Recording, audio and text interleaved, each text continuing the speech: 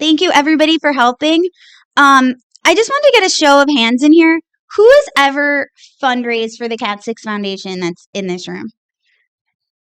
Thank you so much. Because of you, we're all here today. We can fund this conference and this amazing 7 new research initiatives that are coming forward, the patient registry, the IPSC biobank. So thank you, everyone, for your hard work. I'm going to be brief, I promise. Here's a slide I just wanted to share with you so you know who you're talking to when you get emails from the KAT6 Foundation. Katie Bader is our Catwalk co-chair with myself. And Karen Ginsberg is the director of fundraising, and she helps lead our annual appeal each year.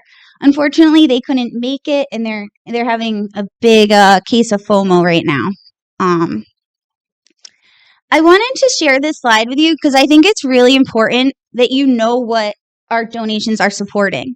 So as you can see, the bulk of our fundraising goes towards research. And in that category includes, things like the biobank, the different research studies, and some researcher support that we have.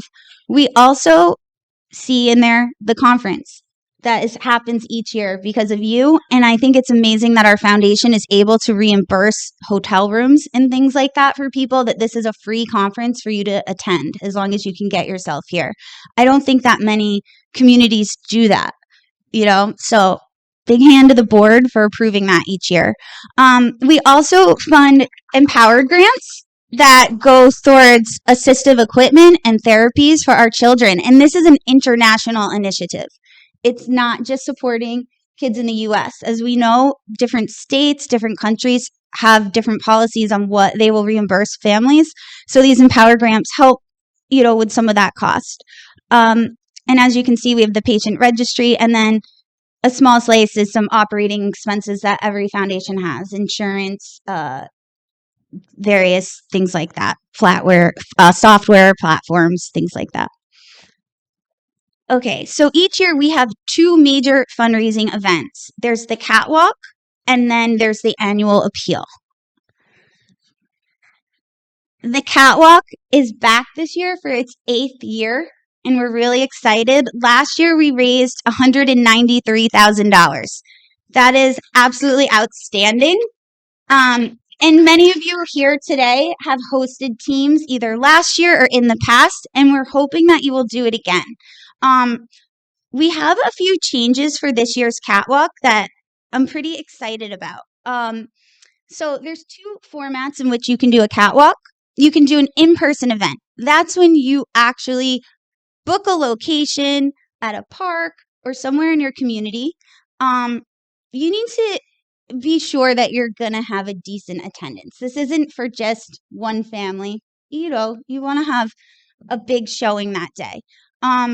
So if this is something you would like to do, I know that we've had so many great catwalk hosts do this in the past that we're nervous. Are we going to get enough people to show up? Is it going to work out? Honestly, it always ends up being beautiful. If you live in a state with somebody nearby, you might think about linking up to host an event together. I did that for many years with another local family, and it, easily doubles your registrations. We have a catwalk toolkit that we can send out to you. I'm not going to go through every single bullet, but, we do a lot of things. The other option is to just create a virtual catwalk team. You can just fundraise online. Just send out some emails, put it on your social media. We've had so many successful teams as fundraising online. They didn't have to have a set date. I know Jordan usually does that. You just fundraise online, you share your page, and people in our community want to help. I know when my son was diagnosed, my friend said, "What can we do for you?" This is how they can help. They'll donate $50 and they feel good about it. It's, a night of takeout. Instead of that, it goes towards our foundation. This year for the catwalk, we have a new t-shirt design. We thought it was time to freshen it up. And what I really like about it is that we're going to be able to add your team city or team name. You can just let us know what you would prefer. This is for in-person walks only, because it's only cost effective if you for bulk printing to have a certain number of shirts sold. I'm not sure if you can scan this QR code from where you are, but if you're interested, this is not a commitment at all. You can sign up and we will reach out to you and help you decide if this is something that you would like to do, if it fits into your family's schedule. So our catwalks take place each September, and we hope that you will join us this year. Next, I'm going to talk about the annual appeal. The annual appeal was absolutely outstanding last year. We raised over $283,000. That literally blew our minds. We set a high goal and surpassed it. This annual appeal is entirely online. You don't have any of the work of hosting an actual event. So how people do annual appeals, the best strategy is to send personalized emails to your contacts. You can also post on social media and things like that, or pick up the phone and call them. It's really important for the annual appeal that you think about your contacts. Sometimes it's not a close friend or family member, but it might be an employer of somebody that you know that has deep pockets and they want some, year-end tax credits, and that helps them by making a donation to our foundation. We've had some anonymous donors in the past make really, really generous donations to our foundation. So we ask that you think about people in your community that might help. And we know that it can be uncomfortable to solicit people for major donations. So that's what Karen Ginsburg will help you through. She could even reach out on your behalf. We provide you with a whole toolkit of things with social media, fundraising letters, printable thank you notes. And then there's other ways that people can donate. Sometimes there's estate planning, donor advised funds, bequests, and stock options. And we have had people utilize those donation methods.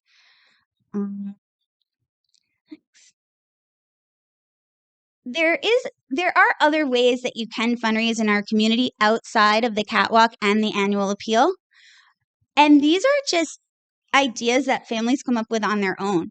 I actually know Katie Bader, who isn't here right now, has a thing going on right now with a local pizzeria. They're donating a certain number of their sales on a weekend towards KAT6. And, it's really not much work on her behalf. She puts up a sign in the pizzeria. If you mention KAT6 when you order that day, a percentage goes to it. So sometimes these smaller things can make a great impact when we add them all up. We've had families do 5K events. We've had people run marathons and they run under our name. Recently, a friend of ours did a golf tournament and he said, I'm going to put a QR code on one of the golf holes and let's see what happens. And I think we raised almost $3,000 through doing that. So you just never know. There's just like a lot of creativity and ways to do it. And another thing a lot of us do are Facebook birthday fundraisers, and those have been successful as well. I also wanted to share with you that this year we established a grant committee, and it's led by Lindsay Blanche, who I believe is here. I'm not sure if she's in the room right now, and Rachel Warden.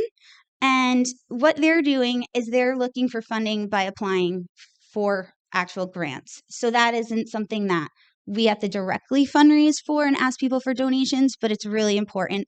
I know that they secured a grant last year to help update our handbook and translate it into more languages. So that's a project that is going to be worked on through grant funding. And I'm always asked, how can people help out?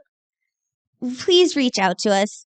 You can let us know what skills you have, and we will find a way to implement you. Maybe you are really into graphic design. We could use your help. We have a father here today that you might be seeing going around with a video camera. Like, he's a video producer. We have so many people in our community with great skills, and we could utilize them in many ways. So please reach out to us if you can lend a hand. And one last thing I wanted to mention, some of you may have seen on the table, we have QR code stickers. If you could take a moment today and fill that in, it would be a great help to our committee. What this is, it's a it has two purposes. One, there's a photo release form in there so that it gives us permission to just post any photos from this weekend. It's going to be hard for me to keep track of everybody's face in every photo. So if you really oppose your photo, please come and let me know and I can try to find you out. Your photos that we share will not have your name listed. So please know that.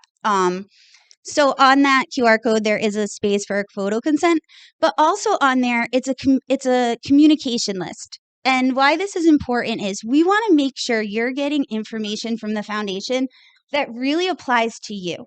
So if you're a researcher and you're interested in getting information from our foundation, you would only check off like the research category on this survey. So you don't have to get every little email that we send out. And I think that, a lot of us do communicate and share with each other through the support group. But if you're like me, I go on social media less and less these days. So getting an email, I'm more apt to remember and get back to it. So, please just take a moment to fill out that contact list. It would really help us so we can help support you. Thank you.